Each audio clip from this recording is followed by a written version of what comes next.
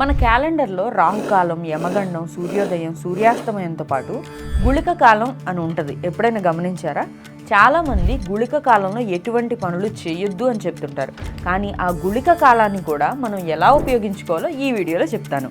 గుళిక కాలంలో ఎలాంటి పనులైనా ఎందుకు చేయొద్దు అంటారంటే, ఈ టైంలో ఏ పని చేసినా రిపీటెడ్గా జరుగుతూ ఉంటుందని. ఈ టైంని అవాయిడ్ చేయమంటారు. కానీ గుళిక టైంని సరిగ్గా ఉపయోగించుకుంటే చాలా బెనిఫిట్స్ ఉంటాయి.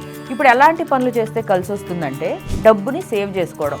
రోజు ఆ గుళిక టైంలో ఒక 100 రూపాయలు తీసుకొచ్చి పక్కన పెట్టినా అది రిపీట్ అవ్వడానికి ప్రేరేపించే టైం కాబట్టి మళ్ళీ మనకు సేవ్ చేసే ఆలోచనలు వస్తాయి. ఈ సమయంలో ఎవరికైనా డబ్బులు ఇవ్వాల్సి ఉంటే ఇచ్చేయడం వల్ల కూడా ఆ పని మళ్ళీ జరిగి అప్పుల నుంచి బయటపడచ్చు.